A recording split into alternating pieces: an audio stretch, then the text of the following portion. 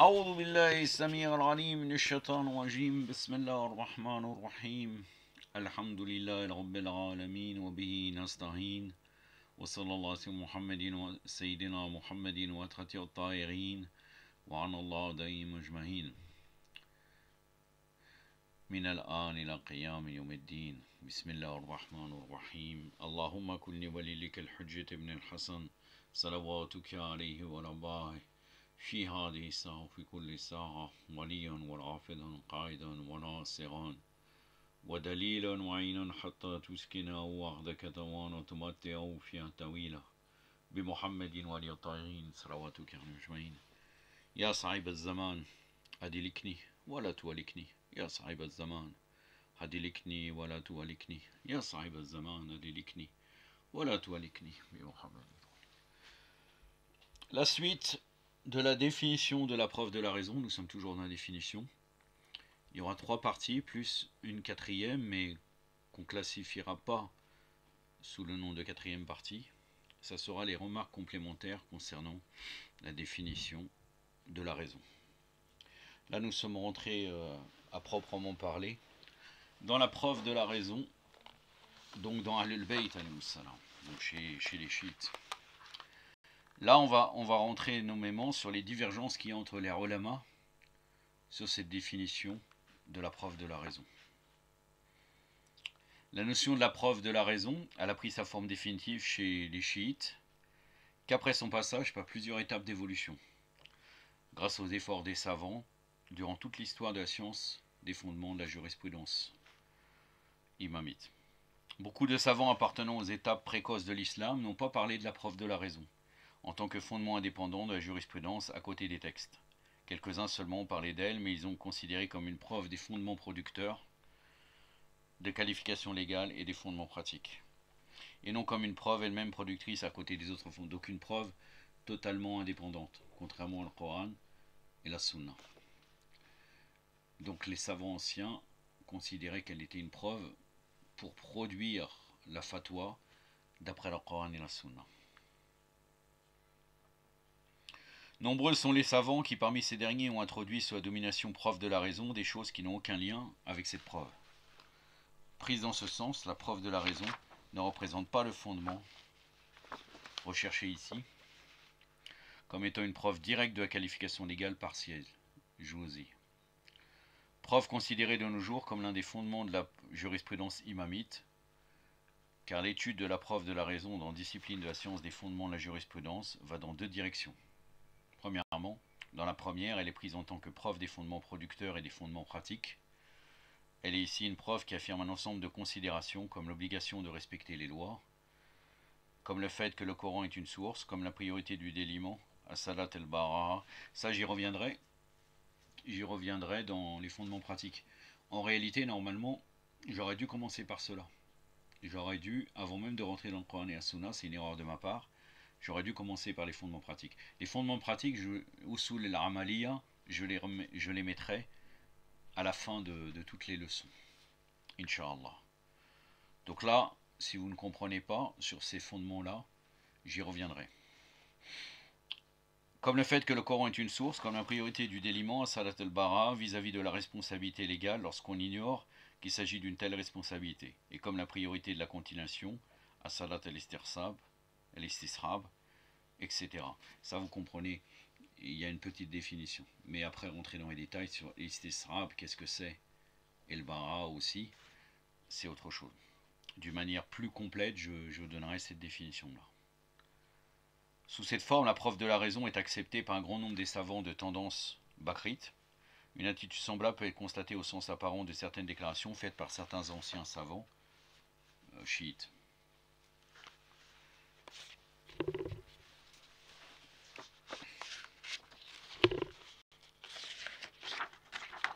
Et dans la seconde, donc, puisqu'il y avait deux directions, dans la seconde direction, elle est prise d'une part en tant que preuve productrice de la qualification légale partielle, tout comme les textes légaux, et d'autre part comme preuve des autres preuves légales et des fondements pratiques.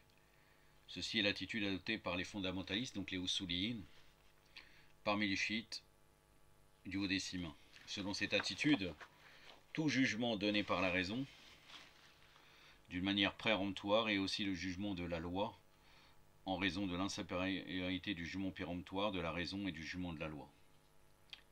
Comme bien on le verra plus tard. Le premier texte qui nous est parvenu et qui évoque la preuve de la raison, remonte au 4e siècle de l'Hégire, 11e siècle de l'ère chrétienne. Il s'agit d'un texte écrit par Shir al-Mufid, décédé en 413 de l'Hégire, 1022 après Jésus-Christ.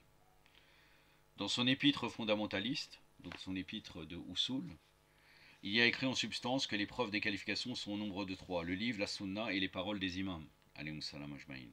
Juste après, il parle de la preuve de la raison comme étant l'un des moyens qui affirme les preuves mentionnées. Donc il n'est pas indépendant. La raison n'est pas indépendante des 3 principes. Coran, sunna, mais bien entendu dans la sunna, comme je vous l'avais dit précédemment, on ajoute et c'est ensemble la sunna des infaillibles. Alayhum salam. Juste après, il parle de la preuve de la raison comme étant des moyens qui affirment les preuves mentionnées. Il ajoute, elle, en parlant de la raison, elle est une des voies qui conduisent à la connaissance du Coran en tant que preuve et définition des rapports. Ça, vous allez retrouver ces définitions-là de Shir al-Mufid dans Mohammed ibn al-Hassan, dans un livre écrit par Mohammed ibn al-Hassan el-Kharijili, Kanz al-Fawahid, le trésor des informations précieuses, page 186. Donc là, c'est l'édition originale, ça veut dire que c'est juste une copie de l'édition reproduite. En Iran, donc l'édition, ça date de 1904 après Jésus-Christ, 1322 de l'Hégire. Il est clair qu'au Shir al-Mufid, ne considérait la preuve de raison que dans son premier sens, mentionné si haut, c'est-à-dire celui qui ne lui permet pas d'être une preuve des qualifications légales, selon l'attitude chiite. Donc elle est reliée, elle n'est pas indépendante. Après Shir al-Mufid, son disciple Shir al-Tusi, décédé en 460 après l'Hégire, 1067 après Jésus-Christ, considère dans son livre El-Hidda, donc l'équipement, que la preuve de la raison est efficace sur le plan des questions doctrinales, comme la croyance en Allah et au message prophétique, et sur le plan de l'établissement de la légalité des fondements pratiques. El-Aidat el-Usul de Shir al-Tusi, je vous donne la... c'est une édition originelle, donc il n'y a pas d'édition, c'est juste la copie. Donc la lithographie en Iran. Il est clair que dans ces deux cas, la preuve de la raison n'a pas la valeur d'une vraie preuve en face du Coran et de la Sunna. L'examen des déclarations des anciens savants montre que le premier qui a cité expressément la preuve de la raison parmi les preuves des qualifications légales, dans le second sens mentionné, si haut, c'est-à-dire en tant que productrice de la qualification légale partielle, est le savant Ibn Idris, décédé en 598 après l'Hégire, 1201 après Jésus-Christ. Dans son livre intitulé Sha'air, les choses cachées, les choses cachées dans l'âme, il dit, c'est à la page 4 de son livre,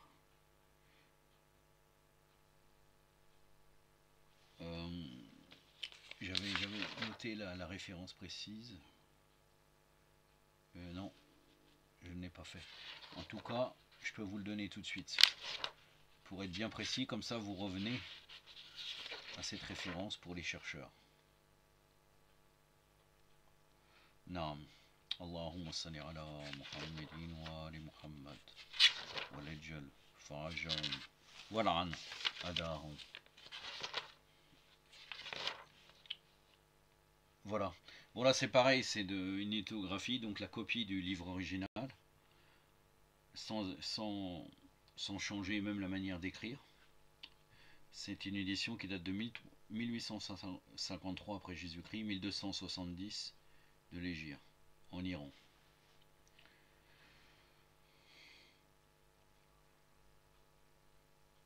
Donc que dit Ibn Idris? Il dit si les trois, le Coran, la Sunna, le consensus sont perdus, alors les chercheurs adoptent la preuve de la raison. À la page 4 de ce livre. Mais le savant Ibn Idris n'explique pas ce qu'il entend par la preuve de la raison. Il le signale seulement comme c'est indiqué si haut. Après Ibn Idris, El-Mu'aqqiq al-Ali, en décédé en 696 après l'Hégire, 1296 après Jésus-Christ, explique ce qui est entendu par la preuve de la raison. Selon lui, il existe deux genres de preuves. Premièrement, Le premier dépend du discours et se divise en 3 ramifications. L'incorrection du discours, l'on al-khitab, lorsqu'un indice rationnel indique que le discours est mutilé par la suppression de l'une de ses parties.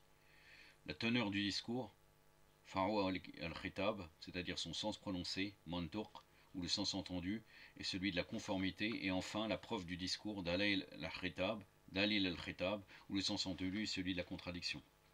Le second dépend de ce que la raison est la seule à signifier. Il s'agit ici de l'existence du bon et du mauvais rationnel, comme le juste, bon, et l'injuste, mauvais. J'y reviendrai à ça. Ça, c'est dans le Mortabar d'El-Ali. C'est pas le même auteur. Ce n'est pas Mohammed ibn Idris. Là, c'est Najmuddin Jafar ibn al-Hassan al-Ali. El-Muaqiq. El-Muaqiq al-Ali, oui. El-Mortabar, le considéré, c'est aussi pareil, c'est une lithographie. Iran, 1318 de l'Hégire, 1900 après Jésus-Christ. Il le dit ça à la page 7. Il est clair ici que le premier genre ne fait pas partie de la preuve de la raison, mais plutôt des recherches lexicographiques sur la langue. Après le Muaqiq al-Ali, Mohammed ibn Jamal al-Din, ça c'est Shahid al-Awwal, le fameux Shahid al-Awwal très connu, rahmatullah alayh, décédé en 786 après l'Hégire, 1384 après Jésus-Christ, adopté dans son livre intitulé El-Dekra, le rappel, la même classification de l'Ali, mais il a ajouté à chaque genre de ramification, dont la plupart n'ont aucun lien avec la preuve en question. C'est l'introduction du livre El-Dekra de Al-Mudaffar, Mohammed Reda Al-Mudaffar, dans son livre de l'Usul. Je vous l'avais donné avant. Je l'avais donné maintes et maintes fois pour ceux qui... Je ne vais pas vous le redonner parce qu'en fin de compte, je vous l'avais donné énormément de fois. Et son livre de l'Usul fait le faire pas le Muqarram normalement. Bon, je vais quand même vous le donner. Je vous ai dit ça, mais... Non, Usul al-Fiqh. Oui, Usul al-Fiqh. Pour l'édition, je l'ai répété maintes et maintes fois.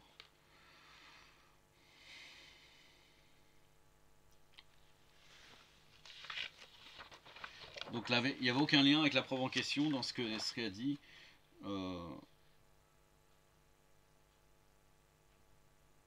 même Shahid al-Awwal. Donc le concept de la preuve de la raison a commencé, après ses débuts, à devenir de plus en plus rigoureux et clair. Grâce aux efforts des savants tardifs et contemporains, et la preuve de la raison est devenue ainsi l'une des voies les plus sûres de la déduction des qualifications. Toutefois, il est remarqué que malgré leur connaissance de la preuve de la raison, comme preuve indépendante qu'ils utilisaient pour la déduction dans les différents domaines de la jurisprudence, une partie de ces savants n'ont pas consacré dans leurs livres traitant des questions fondamentalistes des chapitres indépendants à côté du chapitre consacré aux 3 autres preuves de la jurisprudence, Coran, Sunna et l'Ijma.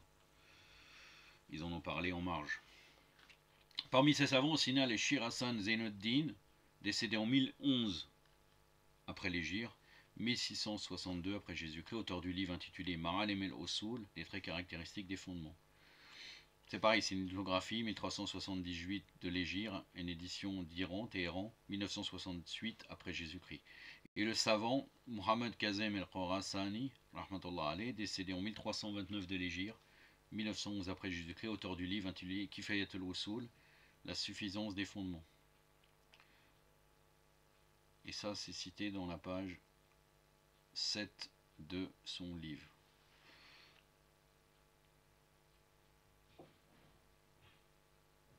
Non, pardon. Celui qui a traité, qui a parlé de Mohammed Kazem el-Khorasani, c'est Mohammed Kazem el-Rawawi al-Tousi, Kifayat al-Usul, à la page 7, la suffisance des fondements. Ces deux livres sont très célèbres parmi les livres des fondements chez les imamites. Donc Shir Zain al-Din, Ma'alim al-Usul, et Mohammed Kazem el-Khorasani, Kifayat al-Usul. C'est très connu, Kifayat al-Usul fait l'objet de maintes et maintes commentaires et d'ajouts éventuellement, ta'liqat.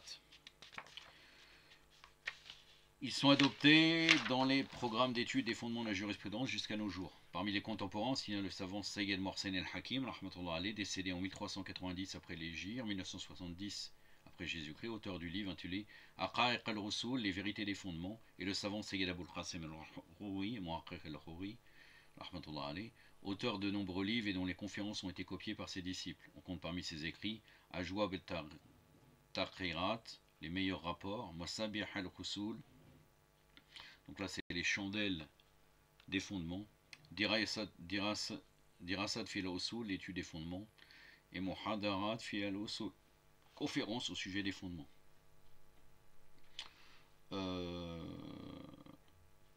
Donc là, il y a un livre directement écrit par Sayyid al-Khouri, c'est le livre Ajwab al-Tarqirat fil usul, les meilleurs Tarqirat fil usul, les meilleurs rapports des fondements. C'est imprimé à Qom en Iran.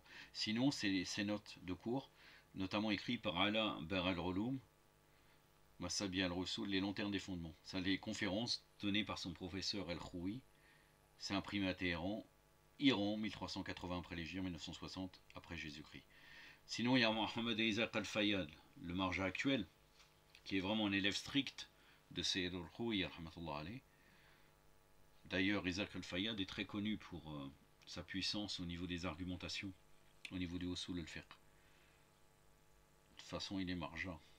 C'est moi, Darat fil usul al-fiqh, ça c'est Isaac al-Fayyad qui a pris des notes. Conférence au sujet des fondements de la jurisprudence. Ça a été conférence donnée par son professeur al-Khoui.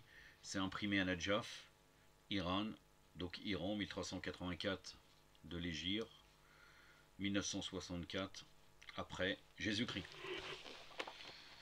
Donc les imperfections et les omissions ont été réparées par certains savants qui ont classé la preuve de la raison parmi les autres preuves des qualifications et ont consacré des études indépendantes, aux côtés des études concernant les autres preuves de la jurisprudence. Mais quelques-uns de ces derniers savants ont été influencés par les écrits des savants, par les écrits des anciens. Ils ont adopté leur méthode et introduit dans les recherches propres à la preuve de la raison des questions qui n'ont aucun lien avec ce sujet, comme celles concernant le sens entendu, appartenant aux recherches lexicographiques, la continuation et le déliement appartenant au fondement pratique. J'y reviendrai encore une fois. Ceci prouve que la preuve de la raison n'était pas assez claire chez ces savants. Cette tendance est représentée par un grand nombre de savants comme Shir Yusuf al-Bahraini, décédé en 1186 de l'Hégire, 1772 après Jésus-Christ, qui dit dans son livre El-Ada'iq el-Nadira, les jardins fleuris, la preuve de la raison, certains l'ont expliqué comme étant le déliement, El-Bara'a, ou la continuation, Estisrab, j'y reviendrai encore. D'autres l'ont expliqué comme étant la continuation seulement. D'autres l'ont expliqué comme étant la correction du discours, la teneur du discours et la preuve du discours. Une quatrième partie l'explique comme étant après le déliement originel et la continuation, l'inhérence des deux jugements, incluant l'introduction de l'obligatoire. L'inhérence des deux jugements, c'est pareil, j'y reviendrai. L'introduction de l'obligatoire, la nécessité de la chose dont le contraire est prohibé, et la signification par inhérence, Dilalat el-Tizamiyya. Ça, c'est le livre de Ahmed Ibn Yusuf al-Bahraini, Ada'iq al-Nadira, les jardins fleuris. Tome 1, page 11, c'est une lithographie. Iran, 1325 de l'Hégire, 1907, après Jésus-Christ. Puis il a expliqué tous ces termes, à l'exception de l'inhérence des deux jugements, bien que celui-ci soit le seul qui est concerné par la preuve de la raison, alors que tous les autres lui sont complètement étrangers. Il y a d'autres savants parmi les tardifs et les contemporains qui ont traité la question de la preuve de la raison d'une façon objective et rigoureuse, qui a écarté beaucoup de thèmes étrangers introduits par les anciens savants, mais on peut toujours trouver dans les recherches concernant cette question des traces nettement visibles de l'attitude des anciens qui, tout en parlant de la preuve de la raison, faisaient intervenir des thèmes qui lui sont étrangers. Parmi les savants qui ont traité la question avec objectivité, on signale Sayyid Morsen el-Araji, décédé en 1227 de l'Hégire, 1812 après Jésus-Christ. Il est le premier de ces savants pionniers, car il est le premier à avoir traité la question de la preuve de la raison d'une manière objective et rigoureuse. Dans son livre El-Mosul fi Ilm al-Usul, la récolte en sciences des fondements, c'est un manuscrit, ce livre, dans la bibliothèque de l'imam al-Khalesi, donc de Shir al-Khalesi, c'est très connu, hein. El-Kazimiya, Irak, numéro 263, c'est dans sa bibliothèque, l'ouvrage 263, et une autre copie porte le numéro 44. Mais il a commis des erreurs semblables à celles de ses prédécesseurs, en introduisant des questions étrangères comme la priorité du déliement, donc as-salat al-Bara'a, qui fait partie de l'objet des fondements pratiques. Après l'Araji, nous trouvons son disciple Mohammed Taqi al-Asfahani, décédé en 1248, après l'Hégire, 1832 après Jésus-Christ.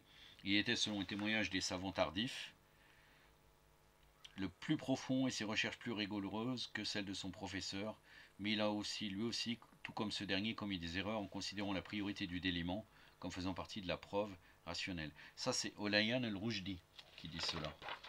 Je vais vous donner la référence, Inch'Allah, tout de suite. Allahumma salli ala Muhammad wa ali. Ya Ali.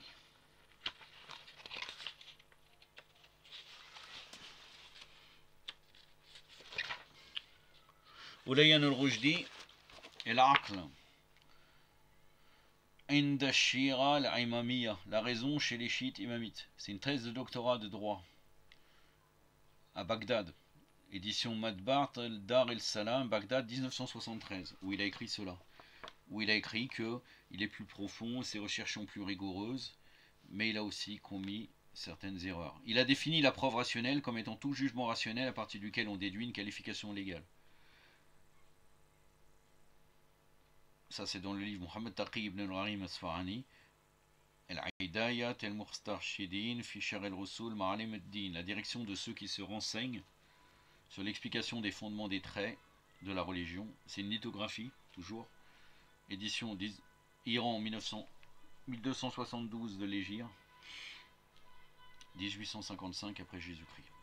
On signale aussi parmi les savants de ce groupe Abul Qasim al-Qawmi, dit al-Muhaqqiq al-Qawmi, décédé en 1231 de l'Hégire, 1815 après Jésus-Christ. Il a défini la preuve de la raison comme étant un jugement rationnel au moyen duquel on peut atteindre la qualification légale. Il y a donc passage de la connaissance du jugement rationnel à la connaissance de la qualification légale. C'est dans Qawain al-Usul, donc de Mohammed ibn al-Hassan al-Qawmi, les lois des fondements, page 257, lithographie, Iran, 1275 de l'Hégire, 1858 après Jésus-Christ. Il a pourtant introduit parmi les thèmes propres à la preuve de la raison, le thème des sens entendus qui fait partie des recherches lexicographiques, c'est-à-dire au niveau de la langue. Le savant Mohammed Reda al-Mudaffar peut être considéré comme le meilleur parmi tous ceux qui ont écrit à propos du sujet de la preuve de la raison. Son livre Usul al-Fiqh, les fondements de la jurisprudence, caractérise par sa conséquence méthodologique, son objectivité et sa rigueur. Il est le couronnement de la longue marche des savants dans l'étude et la clarification de la notion de la preuve de la raison. La grande importance accordée par les milieux scientifiques chiites à ce livre a fait de lui l'un des plus importants chaînons des études des usuliyin, fondamentalistes, dans toutes les écoles fondamentalistes imamites. Dans le cadre de sa limitation du sujet de la raison et de sa notion, le savant Mudaffar critique les savants et attire l'attention sur l'ambiguïté et la confusion qui caractérisent leurs études au sujet de la preuve de la raison. Il évoque par exemple El-Muhaqqiq al-Qawmi, mentionné si haut, et la confusion dans ses écrits entre les traités portant sur la raison et ceux portant sur d'autres sujets. Il dit à ce propos, il est étrange qu'un savant comme Muhaqqiq al-Qawmi avance une telle explication de la preuve de la raison, où il introduit des notions comme celle des sens entendus, mafahim, après l'avoir lui-même défini comme étant un jugement rationnel au moins duquel on peut atteindre la qualification légale. Il ajoute, quoi qu'il en soit, l'introduction des sens entendus de la continuation, donc ça c'est al-Bara, et d'autres notions semblables dans les critères qui affirment la validité de la preuve rationnelle ne permettent pas à cette dernière de s'élever au rang de preuve à côté du Coran et de la Sunna. D'autre part, ces introductions ne conviennent pas à sa définition par al-Qawmi lui-même comme étant le passage de la connaissance du jugement rationnel à la connaissance de la qualification légale. C'est dans le livre de Usul al-Fiqh de Mohammed Reda al-Muzaffar, le tome 2, la page 111. Al-Mudaffar, quant à lui, définit la raison comme étant toute proposition rationnelle au moyen de laquelle on atteint la connaissance péremptoire de la qualification légale. C'est à la page 112. J'en ai terminé avec cela. La conclusion principale, ça sera les remarques supplémentaires. Et après, on rentrera clairement dans cette remarque, on définira clairement qu'est-ce que la définition de la raison après la remarque supplémentaire. Ça sera dans une seule vidéo. Et par la suite, on va rentrer dans le sujet, un sujet fondamental sur le bon et le mauvais rationnel. Aktafi ba'd al-qadr wa sallallahu ala Muhammadin wa atrati wa tahirin. Wassalamu alaikum wa rahmatullah.